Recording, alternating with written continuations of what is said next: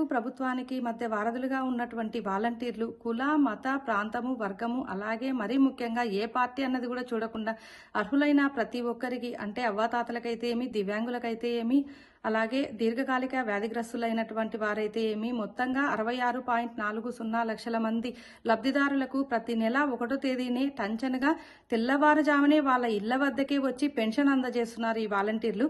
కానీ Chandrababu Naidu and co ఏం చేసిందో మనకందరికీ తెలుసు. ఈ వాలంటీర్ వ్యవస్థ మీద ముందు నుంచి కూడా చంద్రబాబు నాయుడు అయితే ఏమి పవన్ కళ్యాణ్ అయితే ఏమి నిప్పులు చెరుగుతూనే ఉన్నారు. వాళ్ళ గురించి దుష్ప్రచారాలు చేస్తూనే ఉన్నారు. ఈ వాలంటీర్ వ్యవస్థను రద్దు చేయాలి, చెల్లుబాటు కాకుండా చూడాలని చెప్పి ఎన్నిసార్లు కోర్టు మెట్లెక్కి వచ్చారో కూడా మనకందరికీ తెలుసు. అంటే పేద ప్రజలు బాగుండడం వాళ్ళు చూడలేకపోతున్నారని, వాళ్ళు కళ్ళల్లో నిప్పులు పోసుకుంటున్నారని ప్రతి ఒక్కరికి తెలుసు. ఇది ఇప్పుడు నిన్నటితో ఈ విషయం ఇంకా ప్రతి ఒక్కరికి ఓపెన్ గా తెలిసిపోయింది.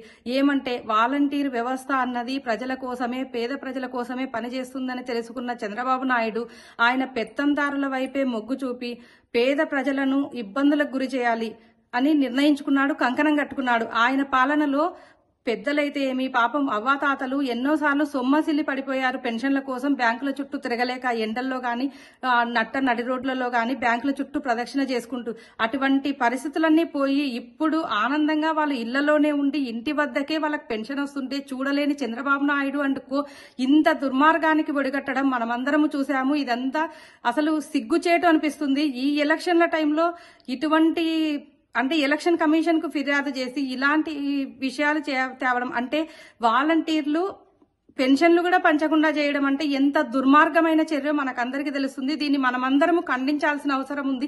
ప్రజలందరూ చూస్తూనే ఉన్నారు. ఇప్పుడు 58 నెలల నుంచి ప్రజలందరూ అంటే అర్హులైన పెద్దవాళ్ళందరూ కూడా ఎంత ఆనందంగా ఉన్నారో ఇప్పుడు ఈ 3 నెలల కాలంలో వాళ్ళందరూ మళ్ళీ మండే ఎండలో వేసవిలో వాళ్ళు మళ్ళీ బ్యాంకుల చుట్టూ తిరిగి వాళ్లకు ఎన్ని కష్టాలు పెట్టాలనుకున్నాడో చంద్రబాబు నాయుడు మనమందరము చూడబోతున్నాము.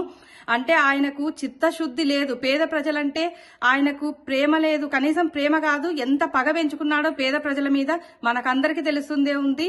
మనమందరం కూడా తిప్పికొట్టే పరిస్థితులు వచ్చాయి. చంద్రబాబు నాయుడిని అసలు వదిలే ప్రసక్తి లేదు ఎవ్వరు గాని. ప్రజలు అయితే ఏమి, పేద ప్రజలు మాత్రం ఖచ్చితంగా జగన్మోహన్ రెడ్డి వైపే ఉన్నారు.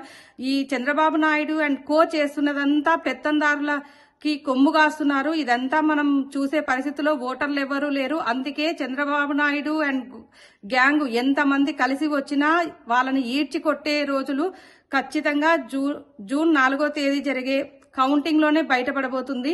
మనమందరము చూస్తూనే ఉంటాం ఇదంతా.